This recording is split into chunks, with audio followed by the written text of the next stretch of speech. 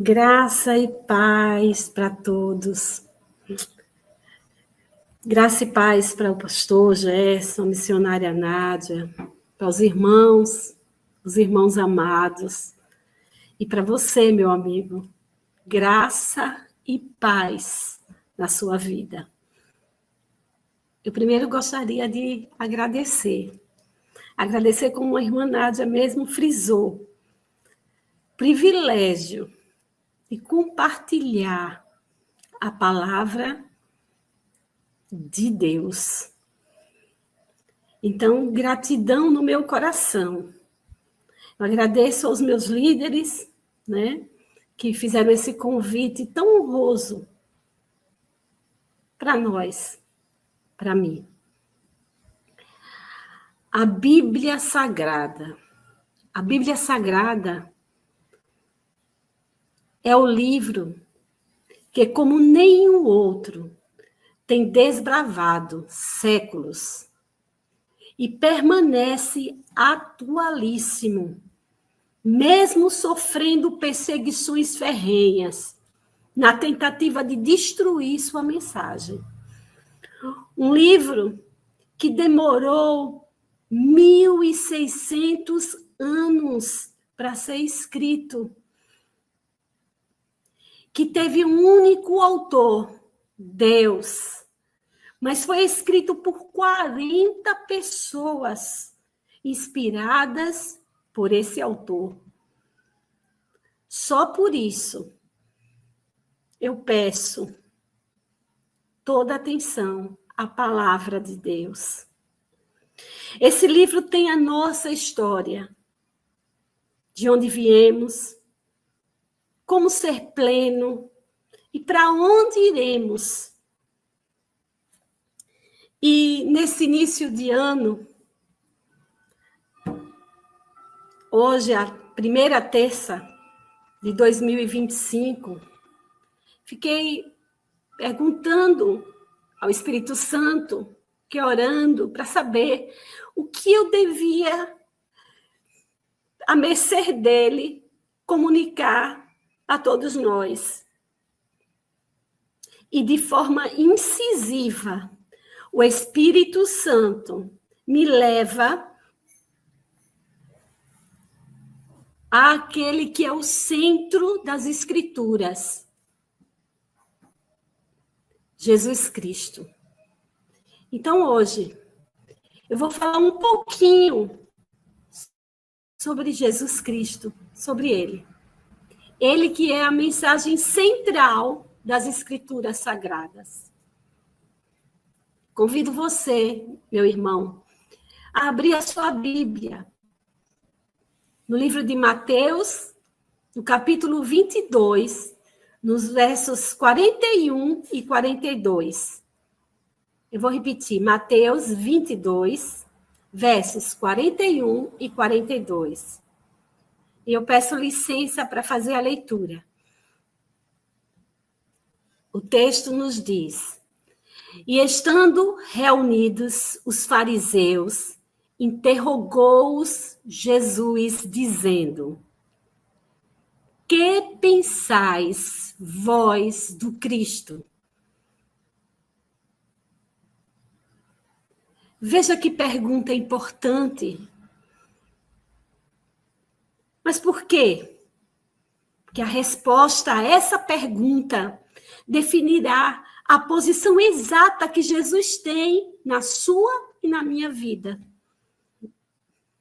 Essa pergunta, Jesus já tinha feito a seus discípulos. Está registrado em Mateus 16. E Pedro respondeu de forma categórica: Tu és o Cristo, o Filho do Deus vivo. Aleluia. Queridos, é fato comprovado, seguramente, que Jesus é a pessoa mais importante da humanidade. Toda a história pregressa para a sua vinda foi uma preparação para a sua chegada. Ele nasceu, ele viveu, ele ensinou, ele fez milagres, ele morreu, ele ressuscitou e voltou para o céu. E está à destra de Deus. E ele reina. Ele levanta reis e ele abate. E ele voltará e voltará gloriosamente. Ele é o centro da história. Todo o Antigo Testamento apontou para ele. Ele é a semente da mulher que veio esmagar a cabeça da serpente. Ele é o cordeiro da Páscoa. Ele é o tabernáculo. Ele é o templo. Ele é representado pelas festas em Israel. Ele é a nuvem e a coluna de fogo. Aleluia.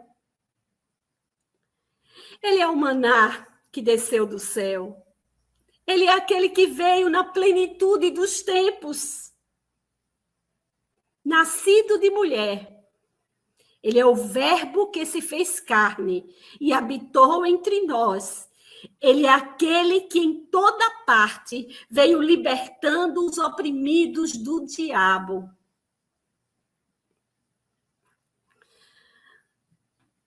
No Novo Testamento, o Novo Testamento fala dele, sua vida, morte e ressurreição. O livro de Apocalipse retrata de forma retumbante a sua vitória, quando ele vencerá seus inimigos e lançará no lago do fogo o anticristo, o falso profeta, o diabo, a morte e todos aqueles cujos nomes não estão nas escrituras do livro da vida. Ele, de fato, meus irmãos, ele é o centro da história. Agora, Jesus está diante de seus adversários, os fariseus, e pergunta: o que pensais vós do Cristo? Essa pergunta atravessa séculos e chega a você e chega a mim nessa noite. O que pensais vós do Cristo? Qual o valor dele? Qual a importância dele? Qual a importância, qual o papel dele na sua vida, na sua história? Qual a sua relação com ele?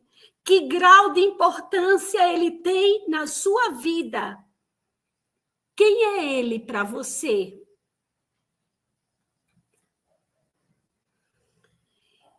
Que pensais vós do mestre dos mestres?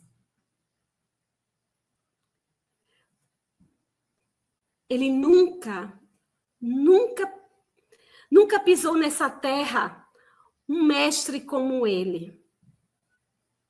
Até inimigos que foram prendê-lo voltaram de mãos vazias, disseram: ninguém fala como esse homem.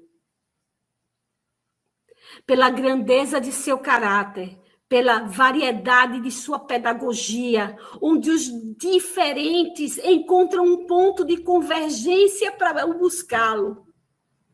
Jesus é procurado por sacerdotes e prostitutas. Não há semelhança entre eles. Não há algo em comum entre eles. Mas Jesus é o ponto de convergência entre os diferentes. Jesus é procurado por doutores e por crianças. Jesus tem assunto com doutores e com crianças. Jesus é alvo de judeus e gentios, pescadores e donas de casa. O que eles têm em comum? no capítulo 2 de João, ele expulsa religiosos do templo e é duro com eles. No capítulo 3, à noite, vai ter com ele um dos principais líderes, o fariseu Nicodemos. Jesus atrai as pessoas. No capítulo 4, ele sai do encontro de Nicodemos e vai para Samaria. Veja, irmãos, que para os judeus, os samaritanos são como endemoniados. E ele conversa com uma mulher, a mulher samaritana. No capítulo 5, ele cura um pobre aleijado no tanque de Betesda. Em Lucas 7, ele é ungido por uma pecadora, uma prostituta, que chora copiosamente aos seus pés e enxuga as suas lágrimas com seus cabelos.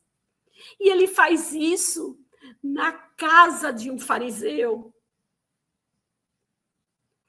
No capítulo 8, ele acalma a tempestade no mar da Galileia. Então ele entra numa cidade pagã, Gadara, e entra no cemitério para libertar um endemoniado. Ele não deveria ter entrado na cidade, tampouco no cemitério. Depois disso, porque os judeus consideravam aquela cidade imunda e um cemitério também. Um judeu não pode entrar no cemitério, ele tem que depois se lavar. Mas depois de lá, ele vai para a casa de Jairo, o principal da sinagoga. E ele vai, o texto não diz, ele vai, eu acho que sem tomar banho. E no caminho, como não se bastasse, ele é tocado por uma mulher imunda segundo a religião, segundo o judaísmo. E segundo o judaísmo, ele jamais poderia ser tocado por uma pessoa, uma mulher imunda, porque ele ficaria imundo. O que Jesus tem que chama a atenção dos diferentes? Jesus, ele é o ponto de convergência de todos os pecadores. E a Bíblia diz que todos pecaram, todos pecaram, todos pecaram. Eles têm em comum é que todos são pecadores. E em Jesus há alívio, porque Jesus preenche o vazio existencial do ser humano. Aleluia. Voltando, que pensais do Cristo como médico? Ele andou por toda parte curando os enfermos, aqueles cuja medicina havia desenganado, ele curou. Leprosos foram purificados, coxos andaram, cegos enxergaram, surdos ouviram, mortos ressuscitaram. Mas a pergunta ainda permanece. O que pensais vós do Cristo? Nós vamos começar por aqueles que se declararam seus inimigos. O que os fariseus tiveram para acusá-lo? A acusação contra ele é que ele é amigo de pecadores. E isso é verdade. Ele comeu com os publicanos, ele acolheu prostitutas, ele abraçou os inabraçáveis e acolheu os inacolhíveis. É por isso que há esperança para você e para mim. Ele não veio para condenar, mas para salvar. Ele veio para dar a sua vida por você e por mim. Ele veio para morrer na cruz do Calvário por você e por mim. De fato, ele é amigo dos pecadores. Que pensais vós do Cristo, ó fariseus? E eles disseram: salvou os outros e não podeis salvar a si mesmo. Se Jesus tivesse descido da cruz, não cumpriria o seu propósito, a sua missão. E todos iríamos para o inferno.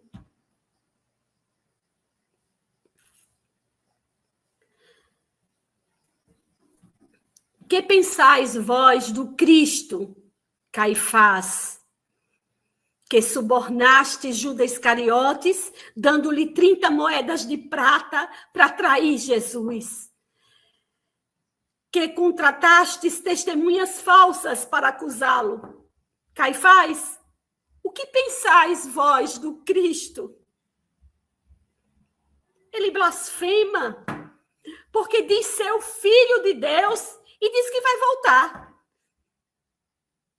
Caifás, é verdade, ele é o Filho de Deus e ele voltará pessoalmente, voltará repentinamente, voltará visivelmente, gloriosamente, aleluia. Que pensais vós de Cristo, Pôncio Pilatos? Que covardemente, contra a sua consciência, o entregastes para ser crucificado. E ele responde: eu não achei nele crime algum. É verdade, ele nunca cometeu pecado, ele nunca transgrediu a lei, nunca blasfemou contra Deus, ele nunca conspirou contra César. Ele morreu naquela cruz, não pelos seus pecados, mas pelos nossos pecados. E vós, mulher de Pilatos, o que pensais do Cristo? Ela responderia dizendo a seu marido: não se envolva com esse justo. Ela reconhece que ele é justo e nenhum crime havia cometido, e que jamais ele merecia morte de cruz, que era a punição para os transgressores malditos. E vós, Judas Iscariotes, que fostes discípulo dele, que pensais vós do Cristo? Ele responderia para nós: eu traí sangue inocente. E vós, centurião, depois de castigar, de flagelar Jesus e o entregar aos soldados para prendê-lo, para pendurá-lo no madeiro, o que pensais vós do Cristo?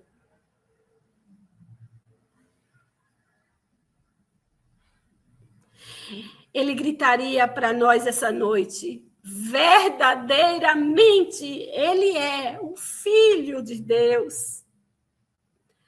A verdade, meus irmãos e amigos, é que todos os seus inimigos, ao longo da história,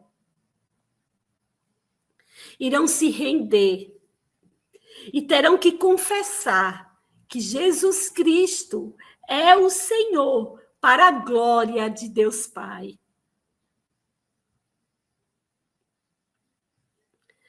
Agora vamos perguntar a seus amigos. O que pensais, vós do Cristo, João Batista? Ele responderia: Ele é o Cordeiro de Deus que tira o pecado do mundo. Ele é a única esperança. Eu batizo com água, mas ele é mais poderoso que eu. Ele batizará com Espírito Santo e com fogo. E vós, Pedro? O que pensais do Cristo?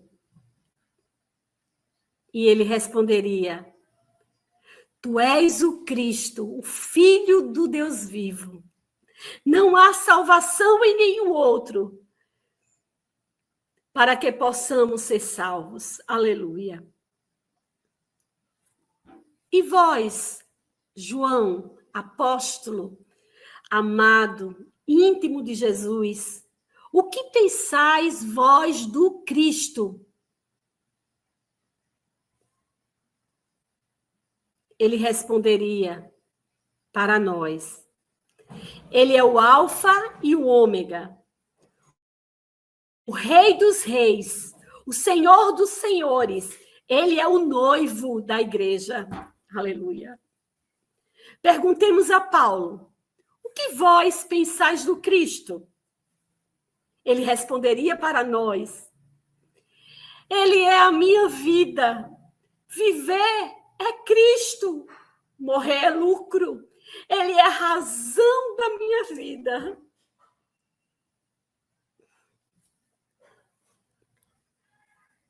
Agora vamos sair da terra. Vamos aos céus. Vamos perguntar ao Deus Pai: Que pensais vós de Cristo? Ele responderia para nós essa noite: Esse é o meu filho amado, a quem eu me comprazo. A ele ouvi. Perguntemos ao Espírito Santo Consolador: E vós, o que pensais do Cristo? Ele responderia para nós: Ele é aquele que eu vim testificar. Aleluia. Ele é a verdade, ele é a luz, ele é o Consolador. Agora vamos perguntar ao próprio Cristo: E vós, o que pensais de vós mesmo? Ele haveria de dizer: Eu sou o pão da vida, eu sou a luz do mundo, eu sou o bom pastor que deu a vida pelas ovelhas, eu sou a ressurreição e a vida. Ninguém que crê em mim morrerá eternamente. Eu sou o caminho e a verdade e a vida. Ninguém vem a Deus senão por mim. Eu sou a videira verdadeira.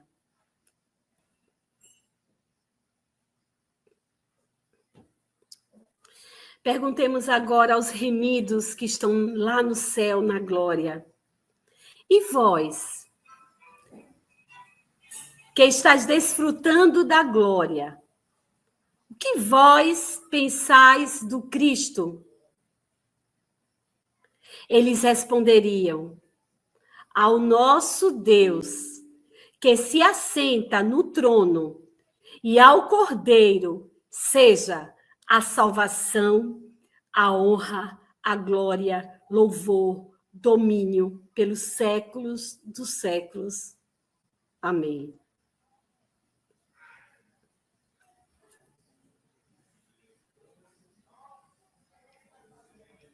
E você? Você que está me ouvindo,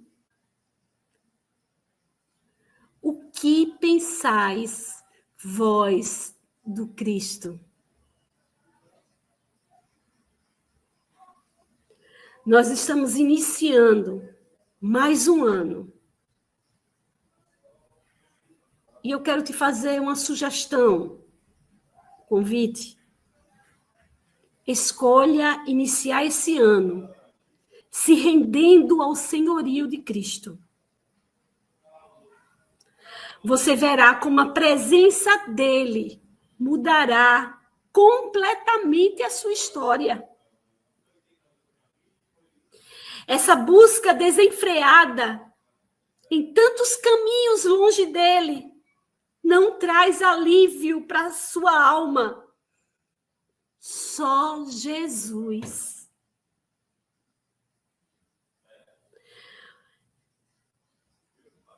Ele é tudo que eu e você precisa.